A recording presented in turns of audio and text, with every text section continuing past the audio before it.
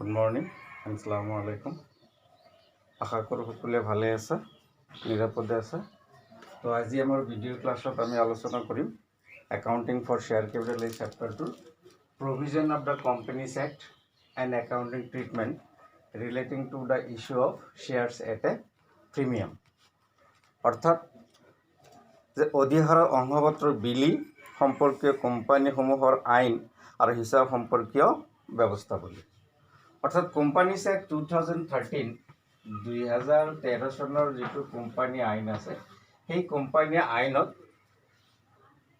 অংশপত্ৰসমূহ অধিহাৰত বিলি সম্পৰ্কে কি কৈছে।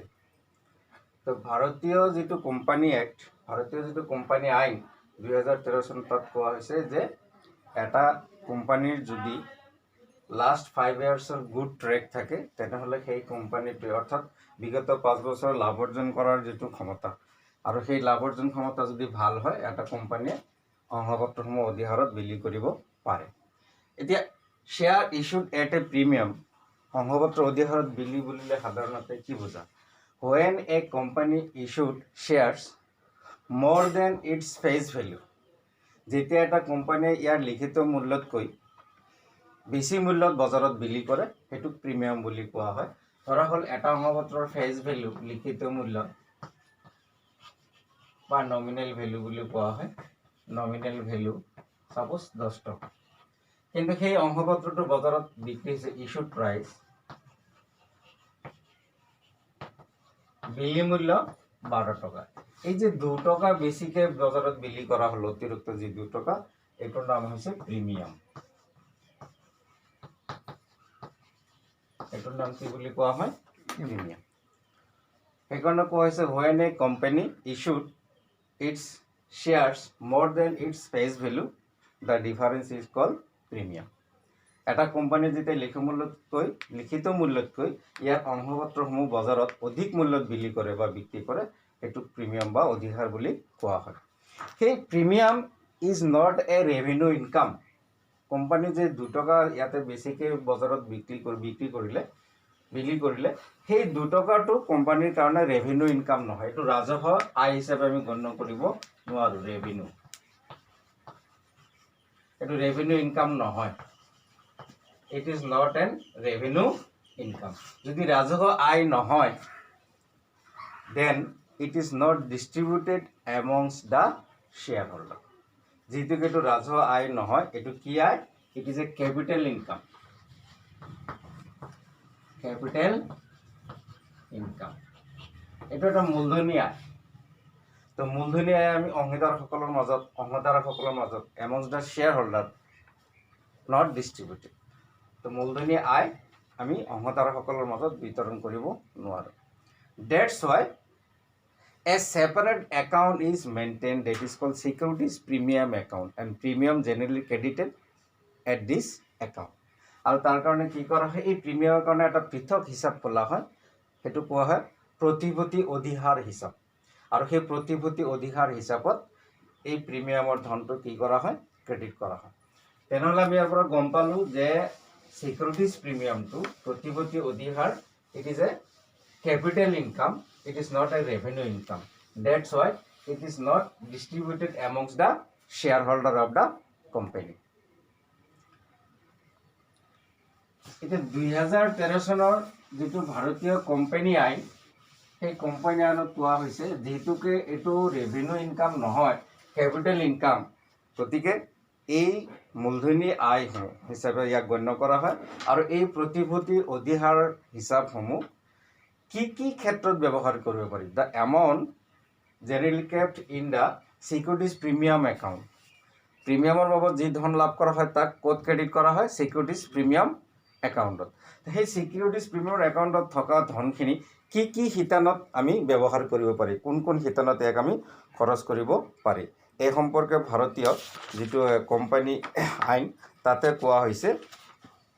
তাৰ 52 নং ধাৰা অনুসৰি আণ্ডাৰ ছেকশ্যন 52, ভাৰতীয় কোম্পানী আইনৰ ছেকশ্যন 52ত কোৱা হৈছে যে এই অধিহাৰৰ ধন আমি 5টা ক্ষেত্ৰত ব্যৱহাৰ কৰিব পাৰি। কেইটা ক্ষেত্ৰত ব্যৱহাৰ কৰিব পাৰি বুলি কৈছে? 5টা ক্ষেত্ৰত ব্যৱহাৰ কৰিব পাৰি। এই 5টা ক্ষেত্ৰৰ বাহিৰে যদি অন্য কামত ব্যৱহাৰ কৰা হয়, তেতিয়া ইয়াক আদায়কৃত মূলধনৰ হ্ৰাসকৰণ বুজায় পেইড আপ কেপিটেল ৰিডাকশ্যন বুলি গণ্য কৰা হ'ব যি 5টা শিতানত ব্যৱহাৰ কৰিব পাৰি ভাৰতীয় কোম্পানী আইনৰ 52 নং ধাৰাত কোৱা হৈছে ইয়াৰ বাহিৰে যদি অন্য কোনো শিতানত খৰচ কৰা হয় বা ব্যয় কৰা হয় এই ধন ব্যৱহাৰ কৰা হয় তেনেহ'লে সেই কোম্পানীটোৰ আদায়কৃত মূলধনৰ পৰিমাণ হ্ৰাস বুলি বুজাব অৰ্থাৎ reduction of paid up capital তো reduction of paid up capital যদি হয় এইটো বেআইনী হিচাপে গণ্য হ'ব আচ্ছা কি 5টা ক্ষেত্ৰত ব্যৱহাৰ কৰিব পাৰি 1 নম্বৰ কোৱা হৈছে যে কোম্পানীৰ অংশপত্ৰ ধাৰকসকলৰ মাজত অবিলিকৃত হৈ থকা অংশপত্ৰ সম্পূৰ্ণকৈ আদায়ী বোনাছ অংশপত্ৰ হিচাপে বিলি কৰাত ব্যৱহাৰ কৰিব পাৰি অবিলিকৃত হৈ থকা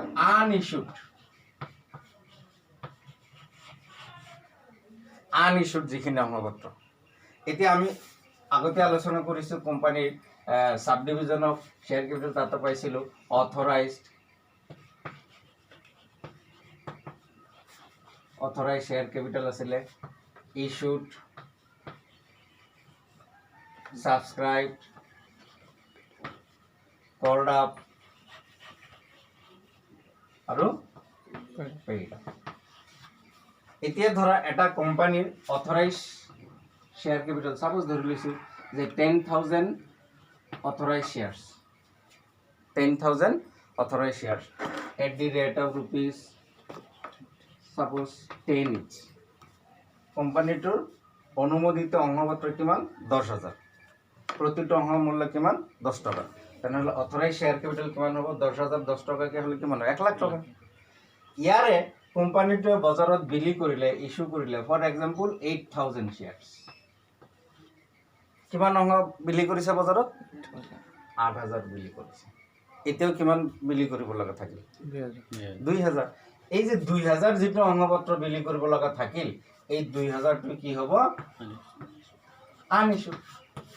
আনইছুড হৈ থাকিব পাৰে এটা কোম্পানীৰ অংশ মূলধন আনইছুড হৈ থাকিব পাৰে এই আনইছুড হৈ থকা অবিলিকৃত হৈ থকা অংশখিনি অংশধাৰকসকলৰ মাজত সম্পূৰ্ণকৈ আদায় দিয়াৰ বাবে বোনাছ অংশপত্ৰ হিচাপে কি কৰিব পাৰে বিলি কৰিব পাৰে এতিয়া 2,000 অংশপত্ৰ অবিলিকৃত হৈ থাকিল এতিয়া 2,000 অংশপত্ৰ অবিলিকৃত হৈ থাকিল মানে কিমান প্ৰতিটো অংশপত্ৰৰ মূল্য কিমান 10 টকা তেনে 2,000 কিমান 20,000 টকা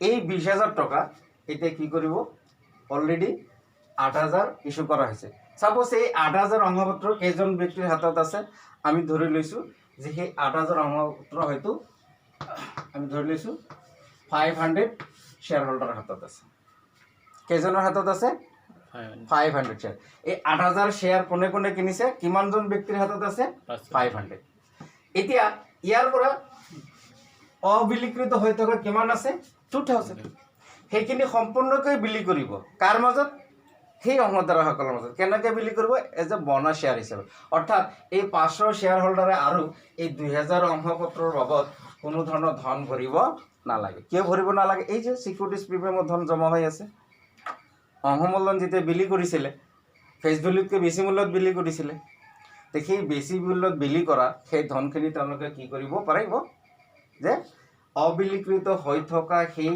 অংশখিনি কি কৰিব অলৰেডি যিখিনি অংশধাৰক আছে শ্বেয়াৰ যিখিনি বজাৰত বিলি কৰিছে সাপোজ 500 অংশধাৰক আছে 8,000 অংশপত্ৰ কোনে কিনিছে এই 500 অংশধাৰক সেই 500 অংশধাৰকসকলৰ মাজত বিতৰণ কৰা হ'ব এই 2,000 অংশপত্ৰ সম্পূৰ্ণ আদায়ী বোনাছ হিচাপে কেনেকৈ বিলি কৰিব যাৰ হাতত যিমান অংশপত্ৰ আছে একৰ্ডিং টু দিয়াৰ প্ৰপৰ্চনেট যাৰ হাতত যিমান অংশপত্ৰ আছে সিয়ে সিমান অনুপাততে সেই বোনাছ অংশপত্ৰ লাভ কৰিব সাপোজ এজনৰ হাতত আছে 100 এজনৰ হাতত আছে 200 হয়তো আৰু এজনৰ হাতত আছে 50টা এতিয়া 2,000 যেতিয়া বিলি কৰিব এই 2,000 বিলি কৰিব যেতিয়া আমি টোটাল কিমান ধৰিছিলো 500 200 100 কিমান হ'ল আৰু এজনৰ হাতত আছে সাপোজ 150 150 200 300 200 কিমান 500 এতিয়া এই 500 অংশধাৰকৰ মাজত 2,000 অংশপত্ৰ বিলি কৰিব এতিয়া ৰেশিও ওয়াইজ যদি ভগাই দিয়া হয় এৰ পৰা ৰেশিও ওয়াইজ কৰিলে কিমান হ'ব 15:2 এটো কি হ'ব 50 হয়নে 5 ইয়েস 0 এটা গলে 5 এটো 5 এইটো কিমান হ'ব 10 এইটো কিমান হ'ব 20 আৰু সৰু কৰিব পাৰিম না নাই 5 ৰে কৰিলে 3:1:2:4 হয়নে অৰ্থাৎ কিমান 3 1 4 2 6 6 4 কিমান 10 অৰ্থাৎ 2000 ৰ এজনৰ পাব 10 ভাগৰ কিমান 3 অংশ 10 ভাগৰ 3 অংশ অৰ্থাৎ 0 0 তেওঁ কিমানটা অংশ পাই আছে 10 ভাগৰ 3 অংশ কিমান হ'ব 600 আৰু এজনে পাই আছে কিমান 10 ভাগৰ 1 অংশ অৰ্থাৎ 2000 শেয়াৰৰ 10 ভাগৰ 1 অংশ অৰ্থাৎ কিমান পাই আছে আও 200 আৰু এজনে পাই আছে কিমান 10 ভাগৰ 2 অংশ তো 10 ভাগৰ 2 অংশ মানে কিমান 400 আৰু এজনে পাই আছে কিমান 10 ভাগৰ 4 অংশ অৰ্থাৎ কিমান হ'ব 800 800 গতিকে গোটেইখিনি যোগ কৰিলে চোৱাচোন 2000 হৈছে নাই 8 6 14 2 16 4 20 এই এনেকে যাৰ হাতত যিমান অংশ আছে সেই অনুপাতে যিখিনি অংশ বনাস অংশ হিচাপে বিলি কৰিব সেইখিনি তেওঁলোকে লাভ কৰিব সেইকাৰণে কৈছে যে অবিলিকৃত হৈ থকা অংশপত্ৰসমূহ অংশধাৰকসকলৰ মাজত সম্পূৰ্ণ আদায়কৃত বনাস অংশপত্ৰ হিচাপে বিলি কৰিব পাৰিব কোনবিলাক ধন ব্যৱহাৰ কৰিব সিকিউৰিটিজ প্ৰিমিয়ামত থকা ধনখিনি তাৰ পিছত কোৱা হৈছে যে কোম্পানীৰ প্ৰাৰম্ভিক ব্যয়ৰ পৰিমাণ এটো কোৱা হয় preliminary expense at the time of promotion of a company at the time of startup of a company যেতিয়া এটা কোম্পানী আৰম্ভ কৰা হয় আৰম্ভ কৰাৰ সময়ত যেটো ব্যয় বা খৰচ কৰা হয় হেতু কি বুলি কোৱা হয় প্ৰাৰম্ভিক ব্যয় প্ৰিলিমিনাৰী এক্সপেন্স সেই খৰচসমূহ উঠাই দিয়াৰ বাবে এই সিকিউৰিটিজ প্ৰিমিয়ামৰ ধন খৰচ কৰিব পাৰিব ব্যৱহাৰ কৰিব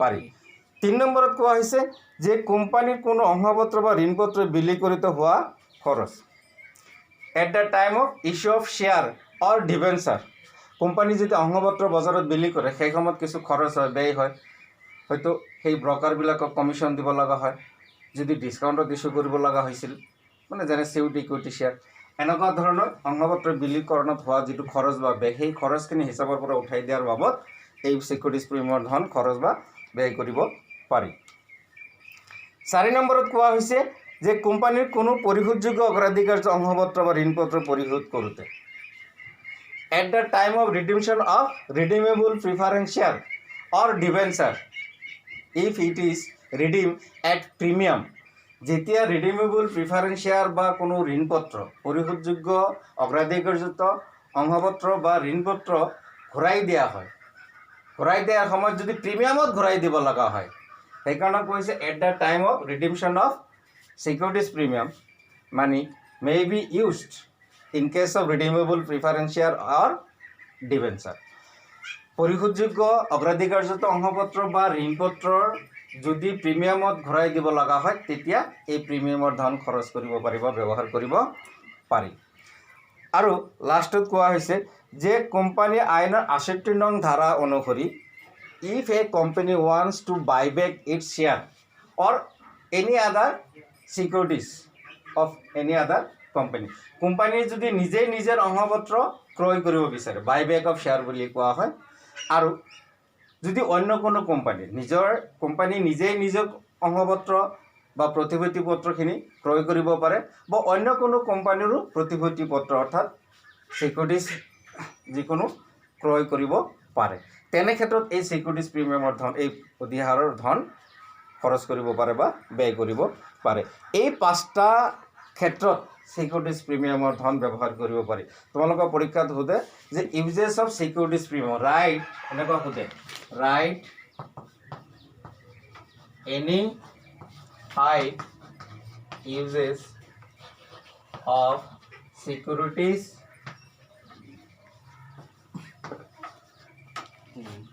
premium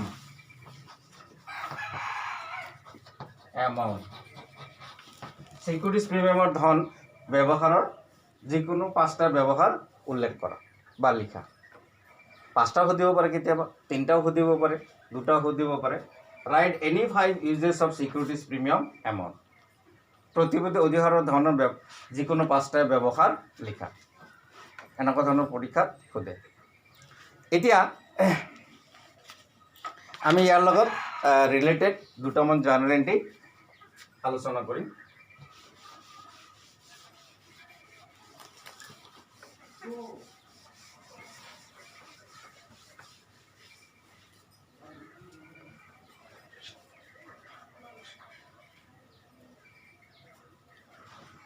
কি জাৰ্নেল এণ্ট্ৰি আমি আলোচনা কৰিম যে সাধাৰণতে সিকিউৰিটিজ প্ৰিমিয়ামৰ ধন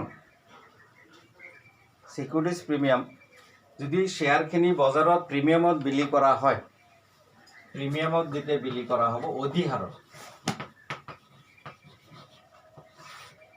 যে ফেচ ভেলু আছে 10 টকা, ইস্যুড প্ৰাইচ হ'ল 12 টকা, এই যে 2 টকা অতিৰিক্তভাৱে লোৱা হ'ব, 10 টকা থাকি এতিয়া কিমান লোৱা হৈ আছে 12 টকা, অতিৰিক্ত যে 2 টকা লোৱা হ'ব সেই 2 টকাটো কেতিয়া কেনেকৈ কোম্পানীয়ে কালেকশ্যন কৰিব? আমি জানো company may collect their share price as application with application allotment first call final call, আৰু যদি কল বাঢ়ি যায় first call second call third and final call যিমানটা কিস্তিৰ লগত আদায় ল'ব। এতিয়া এই কেইটাৰ ভিতৰত এতিয়া সেই 2 টকা সিকিউৰিটিজ প্ৰিমিয়ামৰ ধনটো কাৰ লগত আদায় ল'ব? যদি একো কুৱেশ্যন কাকতত প্ৰশ্ন কাকতত একো উল্লেখ কৰা নাথাকে, চাইলেণ্ট থাকে, তেনে ক্ষেত্ৰত কোৱা হৈছে যে যদি চাইলেণ্ট থাকে তেনেহ'লে এই সিকিউৰিটিজ প্ৰিমিয়ামৰ 2 টকা ধনটো কাৰ লগত আদায় ল'ব? এলটমেণ্টৰ লগত। If the question is silent, the amount of securities premium will be collected in which instalment, কোনটো কিস্তিত আদায় ল'ব? whether application, allotment, first call and final call. যদি নীৰৱ থাকে চাইলেণ্ট থাকে তেতিয়া আমি বুজি ল'ব লাগিব তেনেহ'লে এই সিকিউৰিটিজ প্ৰিমিয়ামৰ ধনটো কাৰ লগত আদায় ল'ব? প্ৰিমিয়ামৰ ধনটো এলটমেণ্টৰ লগত। আৰু যদি প্ৰশ্ন কাকতত উল্লেখ কৰা থাকে যে এই প্ৰিমিয়ামৰ ধন এপ্লিকেশ্যনৰ লগত লোৱা হ'ব তেনেহ'লে আমি এপ্লিকেশ্যনৰ লগতে আদায় ল'ম, কোম্পানীটো এপ্লিকেশ্যনতে ল'ব। যদি এলটমেণ্টৰ লগত কোৱা থাকে এলটমেণ্টৰ লগতে থাকিব। সাধাৰণতে প্ৰিমিয়ামৰ ধনটো এপ্লিকেশ্যন বা এলটমেণ্টৰ লগতে লয়। ফাৰ্ষ্ট কল বা ফাইনেল কল বা এনেকুৱা কলৰ লগত খুব কম দেখা যায়। মেইনলি কাৰ লগত লয়? এপ্লিকেশ্যন আৰু এলটমেণ্ট। যদি একো উল্লেখ কৰা নাথাকে তেনেহ'লে আমি ধৰি ল'ম এলটমেণ্টৰ লগত, আৰু উল্লেখ থাকিলে হয় এপ্লিকেশ্যনত উল্লেখ কৰা থাকিব নহ'লে এলটমেণ্টত থাকিব। কলৰ লগত সাধাৰণতে দেখা নাযায়। তো এতিয়া চোৱা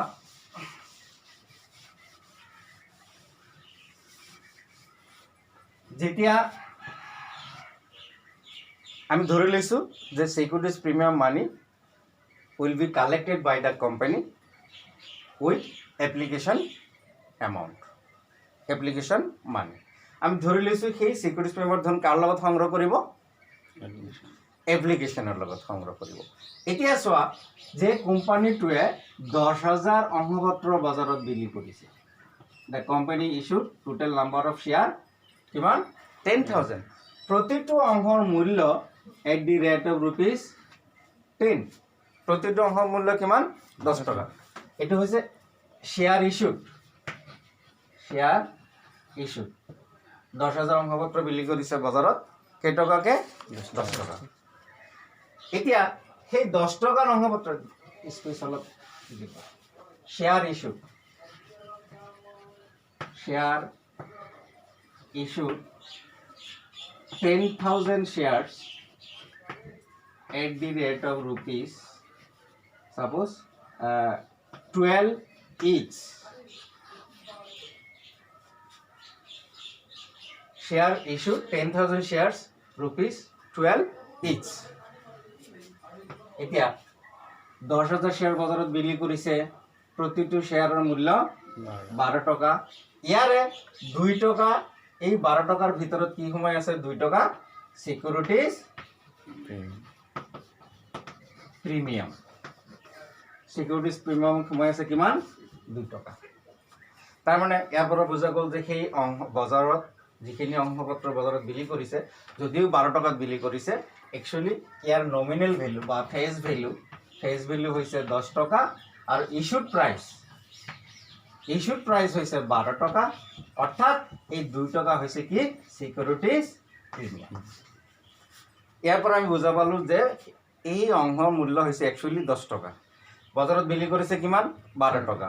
কাৰণ ইয়াৰ পৰা গম পাইছোঁ যে ছিকিউৰিটিজ প্ৰিমিয়ামৰ 2 টকাৰ ধন সেই 12 টকাৰ ভিতৰত সোমাই আছে। সোমাই যদি আছে তাৰমানে 2 টকা কি ছিকিউৰিটিজ প্ৰিমিয়াম, বাকী 10 টকা তেনেহ'লে কি নমিনেল ভেলু বা ফেচ ভেলু, লিখিত মূল্য, অভিহিত মূল্য 10 টকা। আৰু বজাৰত বিক্ৰী কৰিছে সেইটো কিমান 12 টকা, সেইটো যে বিক্ৰীকৃত মূল্য 12 টকা, তাৰ মানে 2 টকাটো হৈছে কি প্ৰিমিয়ামৰ ধন। এতিয়া সেই 2 টকা প্ৰিমিয়ামৰ ধন আমি ধৰি লৈছোঁ এপ্লিকেশ্যনৰ লগত ল'ব।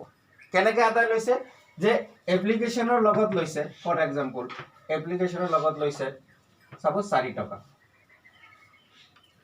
এলটমেণ্টৰ লগত লৈছে চাপ'জ 3 টকা, ফাৰ্ষ্ট কলৰ লগত লৈছে চাপ'জ 2 টকা, 4 3 7 2 কিমান 9, আৰু ফাইনেল কলৰ লগত লৈছে 3 টকা।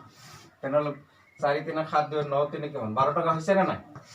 কিন্তু আমি তো আগতে কৈছোঁ যে সেই ছিকিউৰিটিজ প্ৰিমিয়ামৰ ধনটো আমি কাৰ লগত আদায় লৈছোঁ, ইয়াত আমি যদি লিখি দিওঁ যে including premium, including premium, premium সোমাই আছে 4 টকা, তেনেহ'লে প্ৰিমিয়াম কিমান সোমাই আছে ইয়াতে 2 টকা। কাৰণ আমি আগতে উল্লেখ কৰিছোঁ 10 টকাৰ অংশপত্ৰ 12 টকাত বিক্ৰী কৰিছে, হয়নে? গতিকে এই 4 টকাত যদি এপ্লিকেশ্যনৰ লগত লোৱা হৈছে, ইয়াতে লিখা আছে ব্ৰেকেটত ইনক্লুডিং প্ৰিমিয়াম, তাৰমানে ছিকিউৰিটিজ প্ৰিমিয়ামৰ ধন ইয়াতে এই 4 টকাৰ ভিতৰত সোমাই আছে। অৰ্থাৎ একচুৱেলি এপ্লিকেশ্যনৰ ধন হ'ল 2 টকা আৰু প্ৰিমিয়ামৰ ধন হ'ল কিমান 2 টকা, তেনেহ'লে টোটেল কিমান 4 টকা। এনেকুৱা হ'ব পাৰে, নাইবা এনেকুৱা হ'ব পাৰে যে এপ্লিকেশ্যনৰ লগত 2 টকা, এলটমেণ্টৰ লগত 5 টকা, ইয়াতে লিখা আছে including premium, including premium, 2 5 7 3 2, total 12 টকা হৈছে নে? 7 3 10 2 12, তেনেহ'লে ইয়াত এলটমেণ্টৰ লগত লোৱা হৈছে ইনক্লুডিং প্ৰিমিয়াম। তো প্ৰিমিয়ামৰ ধন কিমান ইয়াত যদিও উল্লেখ কৰা নাই, কিন্তু ইয়াৰ পৰা আমি গম পাওঁ যে প্ৰিমিয়ামৰ ধন একচুৱেলি কিমান 2 টকা, গতিকে সেই 2 টকাটো ইয়াত সোমাই আছে। এই কুৱেশ্যন পেপাৰত উল্লেখ থাকিব পাৰে, এপ্লিকেশ্যনৰ লগত থাকিব পাৰে, এলটমেণ্টৰ লগত থাকিব পাৰে, আৰু যদি একো উল্লেখ কৰা নাই, ছাপ'জ ইয়াতে কুৱেশ্যনত একো উল্লেখ কৰা নাই, 12 টকা আছে, কেনেকৈ একো ইয়াত উল্লেখ কৰা নাই, তেতিয়া আমি ধৰি ল'ব লাগিব যে এই এলটমেণ্টৰ লগতে 2 টকাটো সোমাই আছে। একো উল্লেখ নকৰিলেও, মেনশ্যন নকৰিলেও আমি ধৰি ল'ব লাগিব এই 2 টকা কাৰ মাজত সোমাই আছে এলটমেণ্টৰ। তো এইখিনি এতিয়া আমি এটা এক্সাম্পল লওঁ, ছাপ'জ কিতাপৰ পৰা এটা এক্সাম্পল যদি আমি লওঁ, এক্সাম্পল পিছত লওঁ। এতিয়া আমি ধৰক জাৰ্নেল এণ্ট্ৰি লৈছোঁ, at the time of receipt of application money, যেতিয়া আমি আবেদনৰ ধন লাভ কৰিম, তেতিয়া আমি লিখিম bank account debit, bank account debit to share application, share application account. যদি একো উল্লেখ কৰা নাথাকে, সাধাৰণতে আমি ইয়াত কি লিখিব লাগে ইকুইটি শ্বেয়াৰ, তো টু ইকুইটি শ্বেয়াৰ এপ্লিকেশ্যন বা শ্বেয়াৰ এপ্লিকেশ্যন একাউণ্ট, এইটো জাৰ্নেল এণ্ট্ৰি হ'ব। 2 নম্বৰ, সেই এপ্লিকেশ্যনৰ ধন আমি ক'লৈ ট্ৰান্সফাৰ কৰিম, শ্বেয়াৰ কেপিটেললৈ। ক'লৈ ট্ৰান্সফাৰ কৰিম এপ্লিকেশ্যন ধন, শ্বেয়াৰ কেপিটেললৈ। মিনিমাম ছাবস্ক্ৰিপশ্যন কালেকশ্যন হোৱাৰ লগে লগে আমি ইয়াক ক'লৈ ট্ৰান্সফাৰ কৰোঁ, শ্বেয়াৰ কেপিটেল।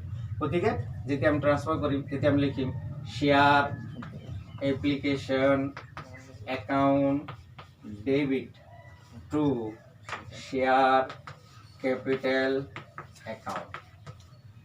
এতিয়া আমি আগতে কৈছোঁ যে আমি ধৰি লৈছোঁ যে এইবাৰ আমি সেই ছিকিউৰিটিজ প্ৰিমিয়ামৰ ধন কাৰ লগত আদায় লৈছোঁ, এপ্লিকেশ্যনৰ লগত, তেনেহ'লে ইয়াত আহিব টু ছিকিউৰিটিজ প্ৰিমিয়াম একাউণ্ট, এই ইয়াৰ লগত আহিব। এতিয়া কেপিটেলৰ পৰ্চনটো কেপিটেলৰ লগত আহিব আৰু প্ৰিমিয়ামৰ পৰ্চনটো প্ৰিমিয়ামৰ লগত আহিব। যেনে মই অলপ আগতে এটা এক্সাম্পল দিছিলোঁ, আমি 10,000 শ্বেয়াৰ ইছ্যু কৰিছিলোঁ 10 টকাকৈ, আৰু ছিকিউৰিটিজ প্ৰিমিয়ামত পাম আমি 10,000 শ্বেয়াৰৰ 2 টকাকৈ, কাৰণ 12 টকাত বিক্ৰী কৰিছিলোঁ নহয়। 12 টকাত বিক্ৰী ছিকিউৰিটিজ প্ৰিমিয়ামৰ ধন কিমান 2 টকা, তেনেহ'লে একচুৱেলি কেপিটেলৰ পৰ্চন কিমান 10,000 শ্বেয়াৰৰ 10 টকাকৈ, আৰু প্ৰিমিয়ামৰ ধন হ'ব 10,000 শ্বেয়াৰৰ 2 টকাকৈ তেনেহ'লে টোটেল কিমান হ'ব আমাৰ এইটোত হ'ব 1 লাখ টকা ইয়াত হ'ব কিমান 20,000 না 20,000 এই হ'ল টোটেল 1,20,000 এনেকুৱা share application account debit to share capital account to securities premium account ইয়াত যেতিয়া আমি ল'ম তেতিয়া 1,20,000 পাইছোঁ 1,20,000 1,20,000 কাৰণ 10,000 শ্বেয়াৰৰ আমি কেই টকাকৈ লৈছোঁ 12 টকাকৈ লৈছোঁ একেলগে bank account debit to share application এইটো যদি আমি এপ্লিকেশ্যনৰ লগত লওঁ এতিয়া আমি ধৰি লৈছোঁ এলটমেণ্টৰ লগত ল'ম এপ্লিকেশ্যনৰ লগত নহয় কাৰ লগত ল'ম এলটমেণ্ট তেনেহ'লে এণ্ট্ৰিটো কেনেকুৱা হ'ব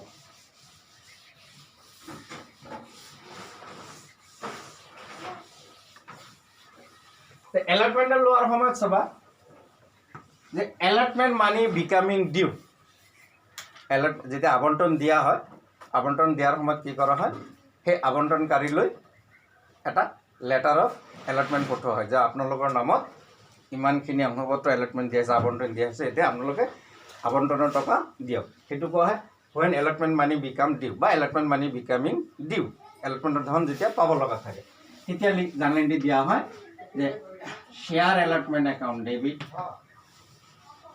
share allotment account debit to share capital account to securities premium account 8 entry দিয়া হলো allotment money becoming due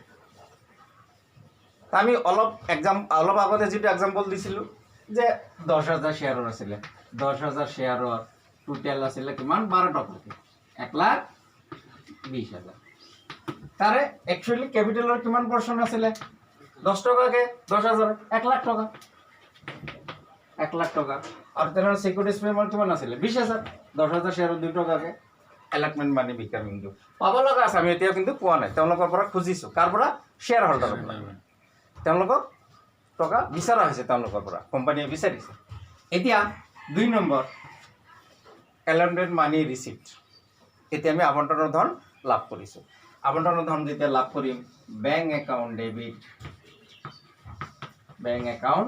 debit to share allotment account কিমান টকা পাম 1,20,000 1,20,000